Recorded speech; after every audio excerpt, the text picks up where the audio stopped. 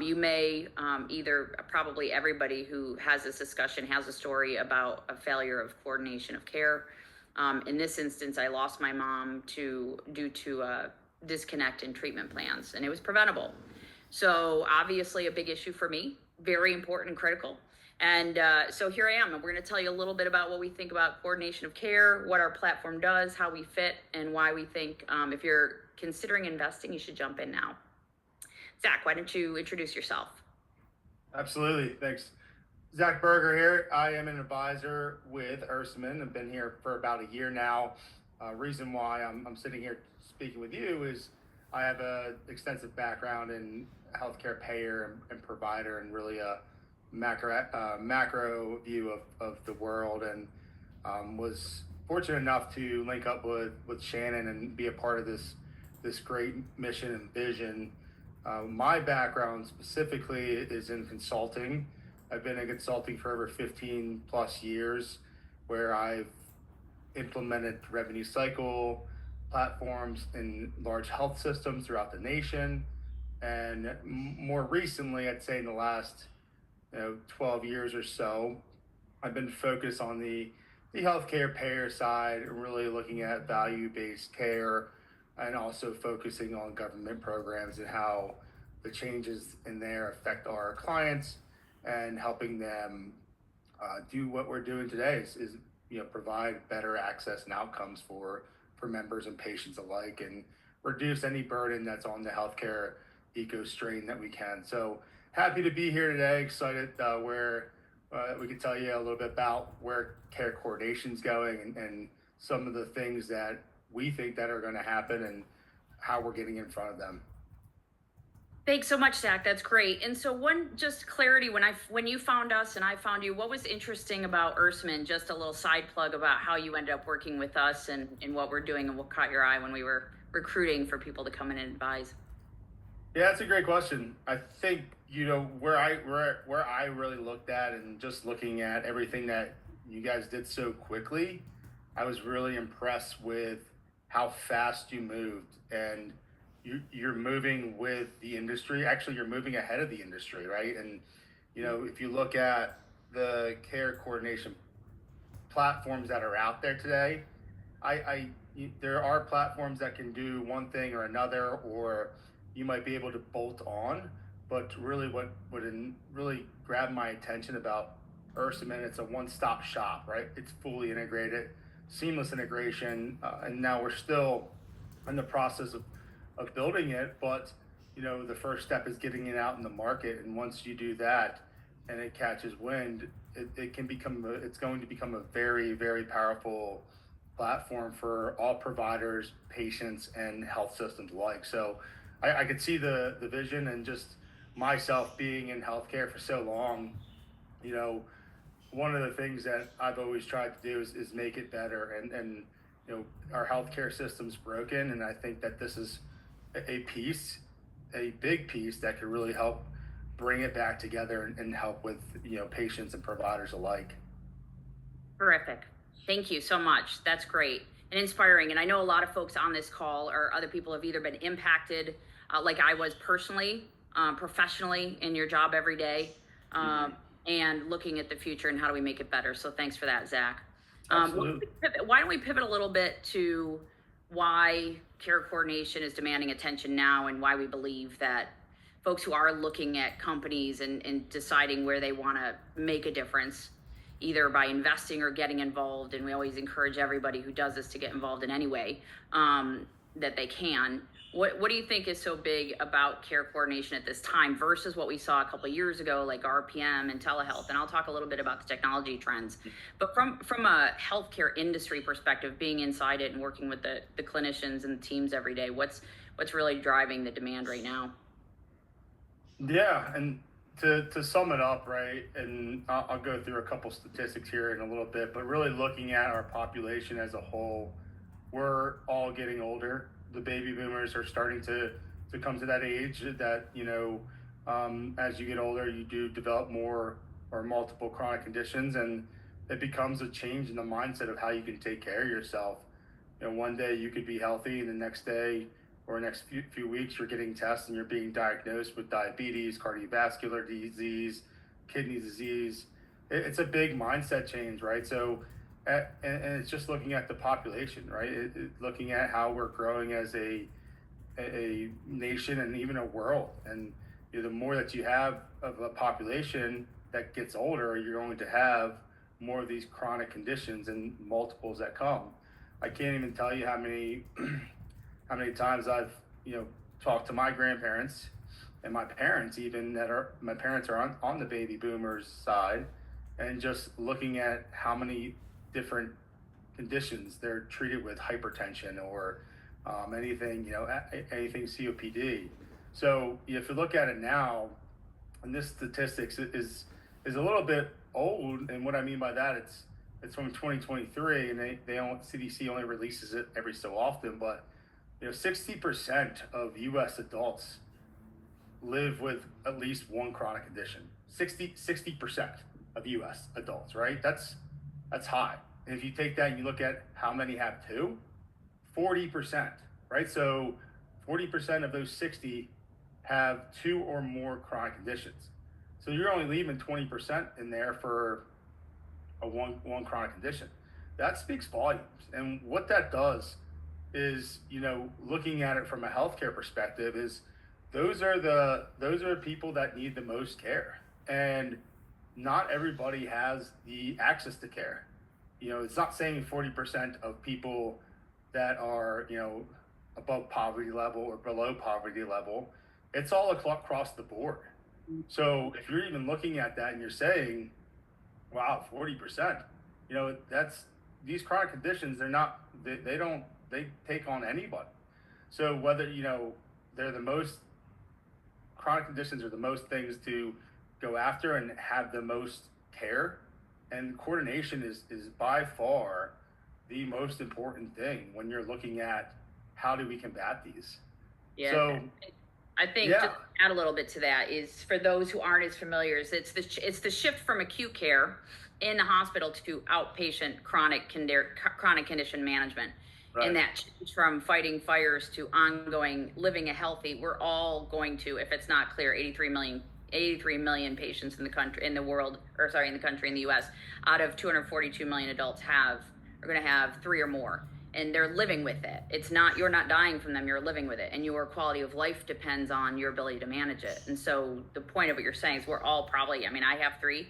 Are they acute? Are they non-acute? But they still need to be managed, and the results depend on the coordination of those, and the results that are actually, the patients who have multiple chronic conditions have worse outcomes if they're not managed. And that's where that coordination has become so critical right now, and continues to create huge pressure on the clinical workforce, which is already stressed because we don't have enough. We have a shortage to handle the number of patients that are going to need care, and then also the care is more complex.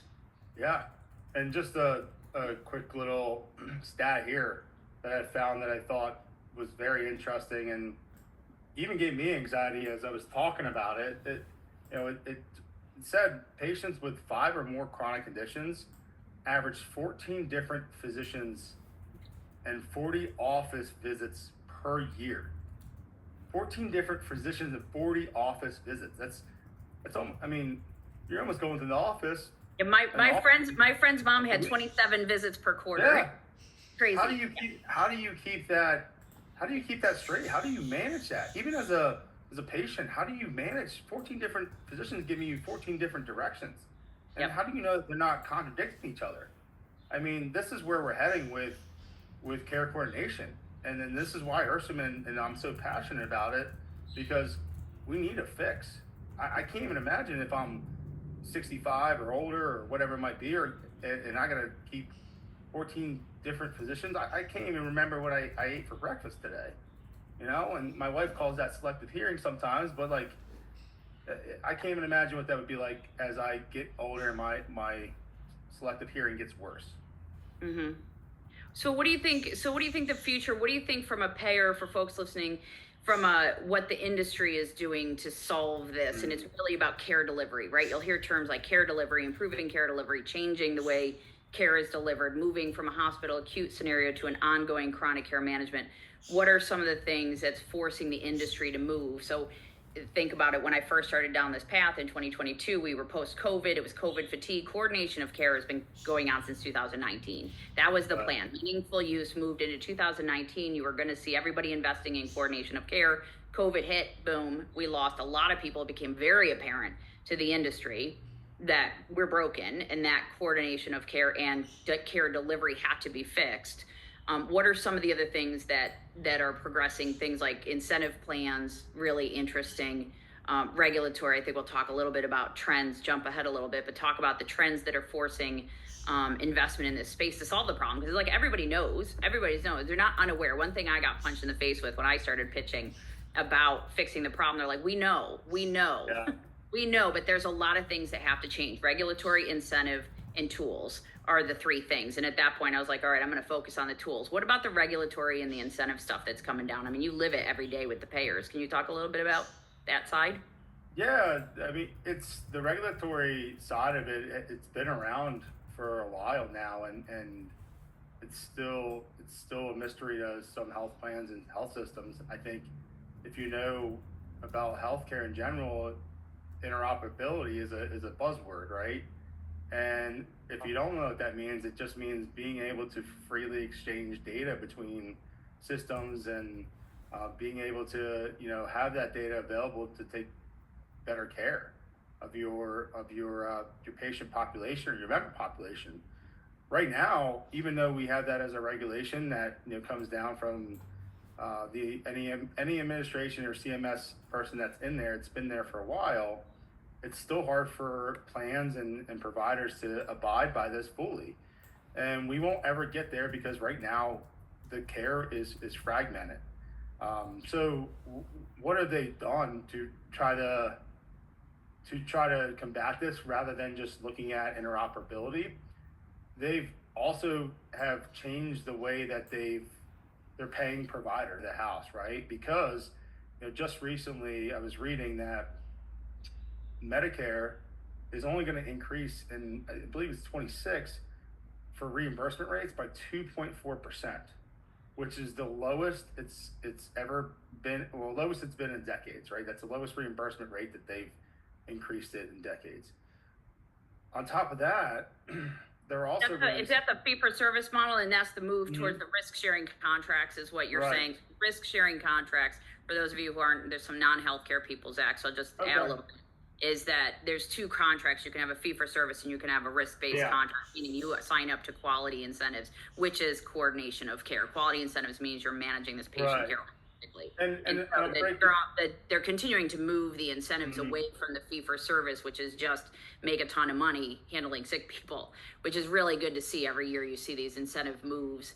They're still testing how they implement within the market. So you'll see some programs aren't actually working and some are, and that's really what the big test has been down the last couple of years, is which incentive models are manageable and which ones are, unfortunately, some of them are like a bad comp plan. For those of you who have done bad comp plans before, you're like, I don't understand it. And part of it is they don't have the tools. I watched a webinar last week from North Carolina, and all they kept saying is we believe in value-based care, but we have no access to the data feed.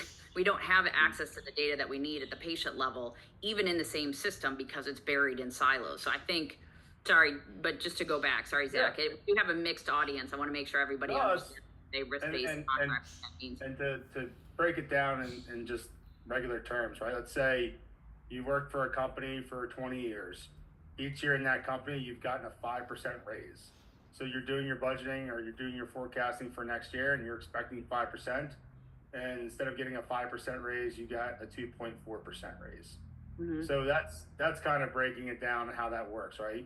Health plans, providers, they're expecting these rates to be the same or be similar.